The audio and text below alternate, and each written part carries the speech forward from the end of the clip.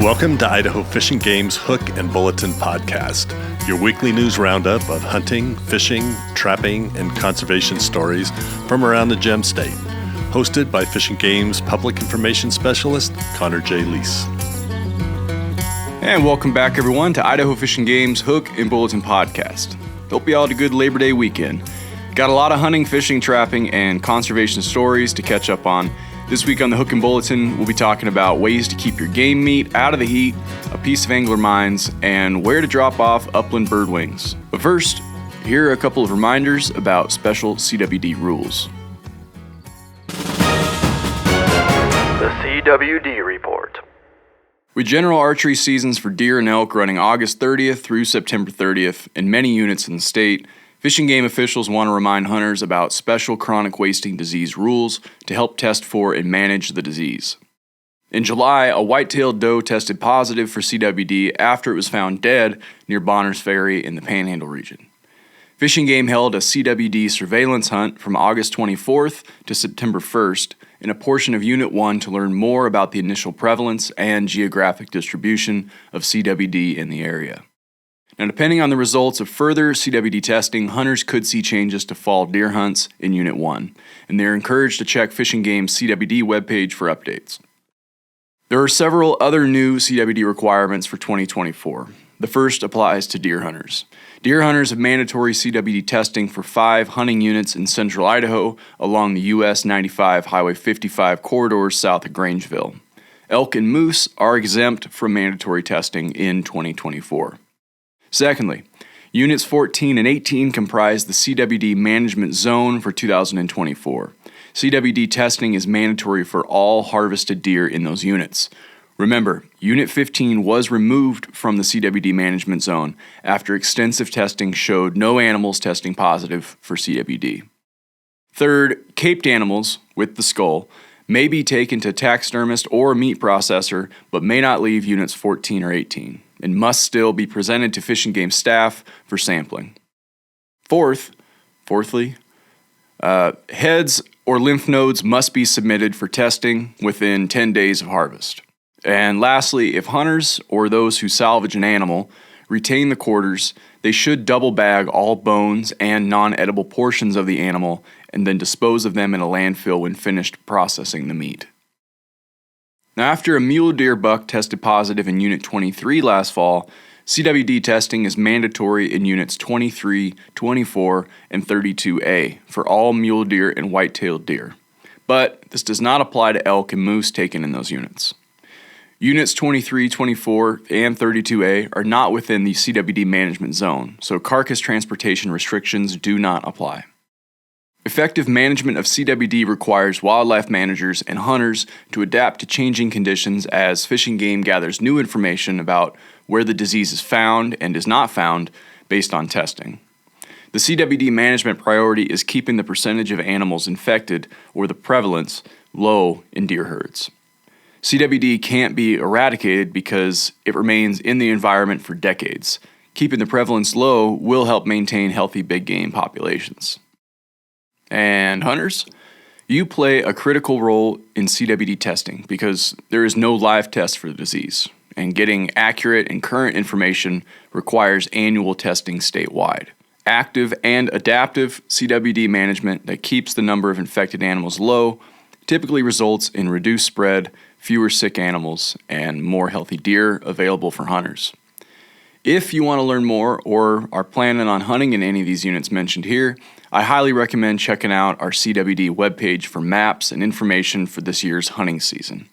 Also, stay tuned in the next couple weeks. We're going to be rolling out a special episode on the Hook and Bulletin all about CWD.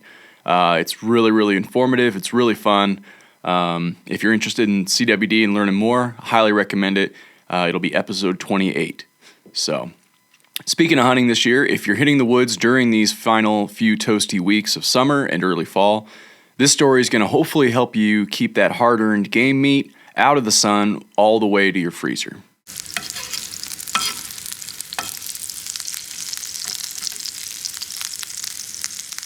Early season hunting opportunities are already underway here in Idaho, with archery seasons and moose hunts already in the first week. While early season hunts can provide an excellent opportunity to harvest a big game animal, it usually comes with a downside: warm weather. Hunting during the final days of summer can make it tough when properly caring for game meat to prevent it from spoiling, especially on those bigger boned critters like moose and elk. The key to preserving meat in hot weather is to begin the cooling process as quickly as possible. Meat spoils the quickest around the ball joints in the hip and underneath the front shoulders. Your harvest should be immediately skinned, reduced to quarters, and quickly transported to cold storage. In larger animals, it may even be necessary to make some cuts in between muscles to the bone to allow heat to escape. Larger muscle masses take a long time to cool, and meat can spoil in a matter of hours if heat can't escape. Failure to cool meat down fast enough may result in what is commonly referred to as bone souring. Bone souring is caused by an explosion of bacteria, typically near the bones, that gives the meat a pungent aroma and foul taste. Once bone souring has occurred, there is no way to salvage or reverse it. Hunters have a legal and ethical obligation to properly care for game meat they harvest. Allowing game meat to spoil will not only result in lost meat, but the hunter may also be cited for wasting game. Having a plan in place before you harvest in warm weather will help you end up with a freezer full of quality meat instead of the heartache of spoiled meat. One of our regional wildlife biologists, Logan Peterson, has a great article out right now listing a few other ways you can keep your game meat cool and safe after the hunt. So head on over to our website and check it out if you want to screenshot a few more tips before you head out this month. All right, moving on to the inner workings of an Idaho angler. Certain fish are notorious for how finicky they can be when selecting a lure, fly, or bait. And anglers aren't much different with their opinions about how fisheries should be managed. For example, while interviewing anglers during a recent creel survey, the first boat of anglers swore that their preferred targets, kokanee and trout, would only bite orange lures, while the next boat boldly stated that anything other than pink was worthless. Now, not 5 minutes later, green was where it was at. Now, although different, none of those opinions were wrong because when it boils down to it, it's simply based on their experiences and preferences. During those same interviews and others conducted throughout the state, differing opinions of management and regulations are always freely discussed, and anglers' input was often as varied as a kokanee's preferred lure color. Anglers often suggest that Fish and Game should stock more fish, or stock less fish, raise the bag limit, lower the bag limit, shorten the season, open the season year-round, build more boat ramps, stock predators, remove undesirable species, and you get the idea. We recently conducted an angler survey in 2022. Fish and Game has formally surveyed angler opinions and preferences 8 times since 1968. During its most recent survey, more than 363,000 resident anglers fished in Idaho. This represents about 19% of the state's population, and in the top 10 of state participation rates nationally. Additionally, about 184,000 non-resident anglers visited Idaho to fish, thereby supporting many local businesses with tourism dollars. Now, the survey goes way deeper than just how many anglers like fishing in Idaho or what color lures they think work best on kokanee. Some of the results are pretty predictable, while others can be quite surprising. If I were to try to list out every single question or comment from the latest survey here, I'd be recording straight through deer season, and I don't want that. But I do want to highlight some of the major takeaways from Idaho's anglers. If you find yourself still wanting to know what type of hats most anglers wore, or what brand of plastic bucket they sit down on at the town pond, then head on over to our website and read State Fishery Manager Joe Kozovska's story. Needless to say, all this input is hugely appreciated by staff, but it's hard to implement consistently because anglers often want different and sometimes contradicting things. And there's the rub. How does staff charged with managing fisheries for the greater public good really learn what the public wants? Step 1 is actively asking and listening. However, there are a few squeaky wheels out there, which leads to step number 2, an unbiased assessment of angler opinions and preferences. Not surprisingly, Idaho anglers have consistently ranked trout as their favorite species, with little sign of changing. The next most popular fish is bass, followed by quote-unquote anything that bites, suggesting that many anglers just enjoy fishing and want to catch something. Now, what about favorite fisheries? Anglers ranked 4 rivers in their top 10, including the Snake, which came in at number 1, the Salmon River, which is number 2, Boise River, which came in at number 5, and the Clearwater at number 8. Reservoirs like CJ Strike came in at number 3, Cascade at number 6, Brownlee at number 9, and Anderson Ranch at number 10. Also ranking highly were Henry's Lake at number 4 and Lake Pend Oreille at number 7. This impressive list spans all corners of the state and includes a tremendous diversity of fishery types, ranging from warm to cold water species and from those that are supported mostly by natural reproduction and require little department attention to those that require intense and complicated stocking, monitoring, and suppression programs. While there were many other questions posed and answered, far too many to talk about here, an important theme we saw was a series of questions on anglers' relationships and perceptions of fishing game. Anglers gave the department high rankings for fairness, knowledge, and competency, which reflects a good working relationship between managers and anglers.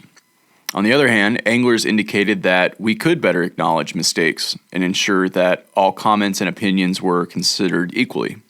While the department has always strived to meet those standards and expectations, these responses indicate that there is still room for improvement. Fisheries managers are always going to be working with anglers to meet expectations when there's a clear preference. They consider all opinions when making decisions while knowing, in the end, they can't fulfill everyone's wishes. That's the reality, folks. You can't make everyone happy. If you were one of the many anglers that voiced your opinion and left some feedback, good or bad, during the 2022 Angler Opinion Survey, a big thanks to you. By you giving a few moments of your day or showing up at a public open house, you're making Idaho's fishing experience so much better for all of us. So, thank you. All right. Last up, we're going to dive into wing barrels, figuratively speaking. With archery season and many upland game bird seasons upon us, I feel like I've started the last 3 segments with that same line. Our wildlife folks are once again asking hunters to provide upland game bird wings from their harvest. Hunters can donate 1 fully feathered wing from each upland game bird they harvest in a variety of ways, including at department-run check stations, or tossed into one of these wing barrels located at popular access routes throughout the hunting season. You've probably seen them before. Because check stations and wing barrels sometimes miss upland bird hunters, Fish and Game also has a mail-in wing program to increase the number of sage grouse and sharp-tailed grouse wings that get submitted. Many hunters who purchased a sage or sharp-tailed grouse permit will receive a packet in the mail with specific instructions and a prepaid return envelope. Since juvenile and adult birds molt their wing feathers differently, biologists can use this information to estimate chick production for that year. For sage grouse, biologists can even tell if an adult female successfully produced chicks that year. In addition, the percentage of juveniles and adult wings collected can provide information on production rates. All this information can provide insight into the status of various game bird populations and helps us improve upland bird management. To learn more about wing barrels and where they can be found, head on over to our upland bird hunting webpage, link in the description. And with that, it's time for the Rapid Fire Bulletin. At the recent Western Association of Fish and Wildlife Agencies, or WAFWA, Summer Conference in Stevenson, Washington, both the Idaho Fish and Game Commission and an Idaho Fish and Game conservation officer from Southeast Idaho received awards for their outstanding service and dedication to Idaho's wildlife resource. The Idaho Fish and Game Commission was recognized as WAFWA's Commission of the Year for 2024, and Southeast Regional Investigator Cody Allen received the Pogue Elms Law Enforcement Officer of the Year Award. Cody has worked as a conservation officer in Fish and Game's Southeast region for 12 years. Since becoming the regional investigator in 2017, He has been an instrumental part of every major wildlife-related criminal investigation in southeast Idaho, from doing initial undercover work to the filing of criminal charges. Congratulations both to the Fish and Game Commission and Officer Allen on these recent achievements. Speaking of law enforcement, Fish and Game conservation officers recently received a Citizens Against Poaching report that led them to a dead moose in the South Hills, south of Twin Falls. The unlawfully taken moose was found near a dispersed campground along the South Fork Shoshone Creek Road and believed the moose was killed the weekend of August 10th. Anyone with information is encouraged to call the Magic Valley Regional Office at 208-324-4359 or the Citizens Against Poaching tip line at 800-632-5999. During the evening of August 21st, Fish and Game wildlife staff darted and relocated a young bull elk from a Boise neighborhood. While this train and transport operation was about as textbook perfect as they come, there are still some commonly held misconceptions about how and why Fish and Game chemically immobilizes and relocates wild animals from places they shouldn't be. If you want a good read, I highly recommend reading Southwest Regional Communication Manager Brian Pearson's story that takes a really fascinating look at all the factors that go into making a call like this one. Link in the description. Many of Idaho's lakes and ponds are soon going to be bolstered with Idaho Fish and Game stocking roughly 115,000 catchable-sized rainbow trout this September. If you're wondering if the stocking trucks are going to be backing up to your favorite fishing hole, we asked our Fish and Game hatchery staff to boil down some of the most notable stocking highlights coming to your local fishery this month. Head on over to our website or hit the link in the description if you want to take a look at this month's fish stocking list. Okay, that's it for this week's stories. It's time for our question of the week.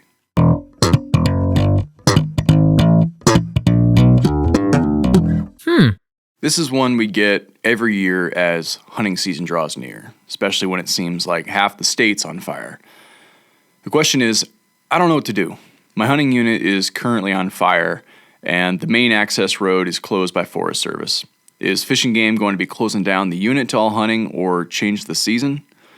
The short answer is no. Fish and Game generally doesn't close hunts or change seasons in response to temporary fire closures. Most fires do not affect an entire hunt unit, elk zone, or controlled hunt unit for the duration of the hunt. Hunters have the option of hunting a different portion of the hunt area that is not affected by fires, or hunting later in the season when the fire is out and restrictions are lifted. However, resident hunters with controlled hunt tags may exchange them for general season tags before the controlled hunt begins. But controlled hunt fees are not refunded. Resident hunters may also exchange controlled deer hunts for general deer hunt tags, and all exchanges must be done at an Idaho Fish and Game regional office. Hope this helps. That's all the news we have for this week. Thanks for putting an ear to Idaho Fish and Game's Hook and Bulletin. If there's something on your mind or you got a question related to fish and game matters, feel free to drop us a line at podcast@idfg.idaho.gov. Again, that's podcast@idfg.idaho.gov. Thanks for listening, folks. We'll catch you next week.